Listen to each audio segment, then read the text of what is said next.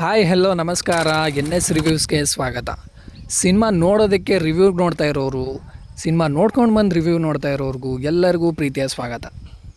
ನಾನು ಇವತ್ತು 4 ವರ್ಷದಿಂದ ವೆಯ್ಟ್ ಮಾಡ್ತಿದ್ದಂತಹ ಯಶ್ರವರ ಟಾಕ್ಸಿಕ್ ಸಿನಿಮಾನ ನೋಡ್ಕೊಂಡು ಬಂದೆ.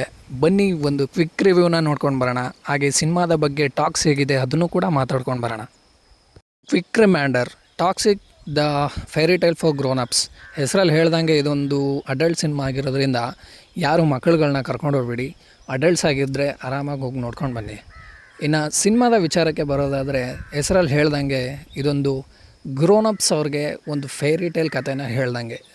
ಈ ಸಿನಿಮಾದ ಕತೆ ರಾಯ ಅನ್ನೋ ಕ್ಯಾರೆಕ್ಟರ್ ಜೊತೆಗೇ ಪೂರ್ತಿ ಟ್ರಾವೆಲ್ ಆಗುತ್ತೆ. ಅವನ ಗ್ಯಾಂಗ್ಸ್ಟರ್ ಲೈಫ್ ಹೇಗಿತ್ತು, ಅವನು ಯಾವ ರೀತಿ ಡಿಸಿಷನ್ಗಳನ್ನ ತಗೊಂಡ, ಆ ಡಿಸಿಷನ್ಗಳಿಂದ ಅವನ ಲೈಫ್ ಹೇಗೆ ಚೇಂಜ್ ಆಯಿತು, ಅವನ ಡಾರ್ಕ್ ಟ್ರೂತ್ಗಳನ್ನೆಲ್ಲ ಅವನು ಕಂಡು ಹಿಡಿದ್ನೋ ಇಲ್ವೋ ಅನ್ನೋದನ್ನೆಲ್ಲ ನೀವು ಸಿನಿಮಾದಲ್ಲೇ ಹೋಗಿ ನೋಡಬೇಕು. ಇದ್ರ ಮೇಲೆ ಏನಾದ್ರು ಹೇಳ್ತು ಅಂತಂದರೆ ಸ್ಪಾಯ್ಲರ್ಸ್ ಆಗಿಬಿಡುತ್ತೆ. ಸ್ಪಾಯ್ಲರ್ ತಿಳ್ಕೊಬೇಕು ಅಂದರೆ ನೀವು ಟಾಕ್ಸಿಕ್ ಸಿನಿಮಾನ ಥಿಯೇಟ್ರ್ನಲ್ಲೇ ಹೋಗಿ ನೋಡಿ. ಸಿನಿಮಾದ ಪಾಸಿಟಿವ್ ಕಡೆ ಬರೋದಾದರೆ ಮೇಯ್ನ್ಲಿ ಯಶ್ ಅವರೊಬ್ಬರೇ. ಸಿನಿಮಾದ ಸ್ಟಾರ್ಟಿಂಗಿಂದ ಹಿಡಿದು ಕೊನೆವರೆಗೂ ಅವರ ಪ್ರೆಸೆನ್ಸನ್ನು ನೀವು ಎಲ್ಲೂ ಇಗ್ನೋರ್ ಮಾಡೋದಕ್ಕಾಗಲ್ಲ.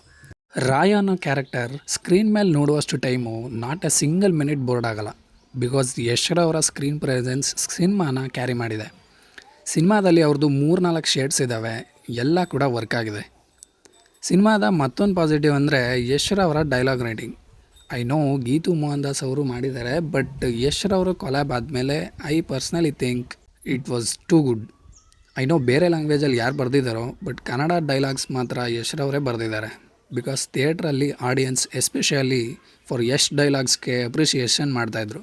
ಸಿನಿಮಾದ ಟೆಕ್ನಿಕಾಲಿಟೀಸಿಗೆ ಬಂದರೆ, ಈಗ ಬರ್ತಾ ಇರೋ ಎಲ್ಲ ಸಿನಿಮಾಗಳು ಹಾಲಿವುಡ್ ಲೆವೆಲ್ಗೆ ಇದ್ದಾವೆ ಅಂತಂತಾರೆ. ಅದನ್ನು ಮೇಕಿಂಗ್ ನೋಡಿ ಹೇಳ್ತಾರೋ ಅಥವಾ CGI ನೋಡಿ ಹೇಳ್ತಾರೋ ಒಂದೂ ಗೊತ್ತಿಲ್ಲ. ಬಟ್ ಅದೆಲ್ಲ ಈ ಸಿನಿಮಾದಲ್ಲಿ ಒಂದು ಲೆವೆಲಿಗೆ ವರ್ಕ್ ಆಗಿದೆ ಅಂತ ಹೇಳ್ತೀನಿ. ಬಟ್ CGI ಇನ್ಕನ್ಸಿಸ್ಟೆಂಟ್ ಆಗಿದ್ದಿದ್ದು ಮಾತ್ರ ನಿಜ. ಒಂದೊಂದು ಆ್ಯಕ್ಷನ್ ಸೀಕ್ವೆನ್ಸಲ್ಲಿ ತುಂಬ ಚೆನ್ನಾಗಿ ವರ್ಕ್ ಆಗಿದೆ, ಇನ್ನೊಂದು ಕಡೆ ಡಲ್ ಹೊಡೆಯುತ್ತೆ. ಇನ್ನು ಸಿನಿಮಾದಲ್ಲಿ ಏನು ವರ್ಕ್ ಆಗಲಿಲ್ಲ ಅಂದರೆ ಅದರ್ ಕ್ಯಾರೆಕ್ಟರ್ಸ್. ನಯನತಾರ ಅವರ ಪರ್ಫಾರ್ಮೆನ್ಸ್ ವಾಸ್ ಗುಡ್. ಅವರ ಕ್ಯಾರೆಕ್ಟರ್ ಬ್ಯಾಕ್ ಸ್ಟೋರಿಗೆ ಸ್ವಲ್ಪ ಹೆಲ್ಪ್ ಆಗೋದ್ರಿಂದ ಅವ್ರ ಕ್ಯಾರೆಕ್ಟರ್ ಆರ್ಕ್ ಬಿಟ್ಟರೆ ಬೇರೆ ಯಾವುದೂ ವರ್ಕ್ ಆಗಲಿಲ್ಲ. ಟೂ ಮೆನಿ ಕ್ಯಾರೆಕ್ಟರ್ಸ್ ಬಂದು ಹೋಗೋದ್ರಿಂದ ಫಸ್ಟ್ ಹಾಫು ಸ್ಟೋರಿ ಬಿಲ್ಡ್ ಆಗೋಕ್ಕೆ ಟೈಮ್ ತಗೊಳುತ್ತೆ. ನೆಕ್ಸ್ಟ್ ಮ್ಯೂಸಿಕ್ ಅಂತ ಬಂದರೆ ಅದು ಕೂಡ ವರ್ಕ್ ಆಗಿಲ್ಲ. ಎಷ್ಟೋ ಕಡೆ ಇನ್ನೂ ಏನೋ ಮಿಸ್ ಆಯಿತು ಅನ್ನೋ ಫೀಲ್ ಬರುತ್ತೆ. No doubt Ravi Basrur music ಬಗ್ಗೆ ಡೌಟೇ ಬೇಡ, ಚೆನ್ನಾಗಿ ಮಾಡ್ತಾರೆ. But at the end of the day music work ಆಯ್ತಾ ಇಲ್ವಾ ಅಂತ ತಾನೇ ಬರುತ್ತೆ. ಈ ಪಾಸಿಟಿವ್ ನೆಗೆಟಿವ್ ರಿವ್ಯೂನ ಸೈಡಲ್ಲಿಟ್ಟು ಮಾತಾಡೋದಾದರೆ, ಫಸ್ಟ್ ಆಫ್ ಆಲ್ ಇದೊಂದು ಸೈಕಲಾಜಿಕಲ್ ಡ್ರಾಮಾ ಸಿನಿಮಾ. ಈ ಸಿನಿಮಾದಲ್ಲಿ ಬೋರಿಂಗ್ ಫ್ಯಾಕ್ಟರೂ ಇದೆ ಸ್ವಲ್ಪ. ಅಲ್ಲಲ್ಲಿ ನೀವು ಎಲ್ಲರಿಗೂ ಗೊತ್ತಿರೋ ಹಾಗೆ ನ್ಯೂಡಿಟಿನೂ ಇದೆ. ಅದಲ್ಲದೆ shocking factor, what the hell ಅನ್ನೋ ಮೂಮೆಂಟ್ ಕೂಡ ಬಂದಿದ್ದಾವೆ. ಅದನ್ನು ಆಡಿಯನ್ಸು ಅರ್ಥ ಮಾಡ್ಕೋಬೇಕು. ಇದು ನಾನ್ ಲೀನಿಯರ್ ಸ್ಕ್ರೀನ್ ಪ್ಲೇ ಆಗಿದ್ದರಿಂದ ಹಾಗೆ ಕನ್ಸೋದು.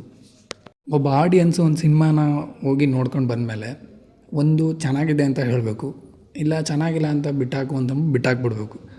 ಅದು ನಾನು ಬೆಳಗ್ಗೆಯಿಂದನೂ ನೋಡ್ತಾ ಇದ್ದೀನಿ ಎಷ್ಟು ನೆಗೆಟಿವ್ ಟ್ರೆಂಡ್ ಆಗ್ತಿದೆ ಅಂದರೆ, ಅದರಲ್ಲೂ ತೆಲುಗು ಸ್ಟೇಟ್ಸಲ್ಲಂತೂ ಫುಲ್ ಹೇಟ್ರೇಡ್ ಆಗ್ತಾಯಿದೆ because of their fan wars.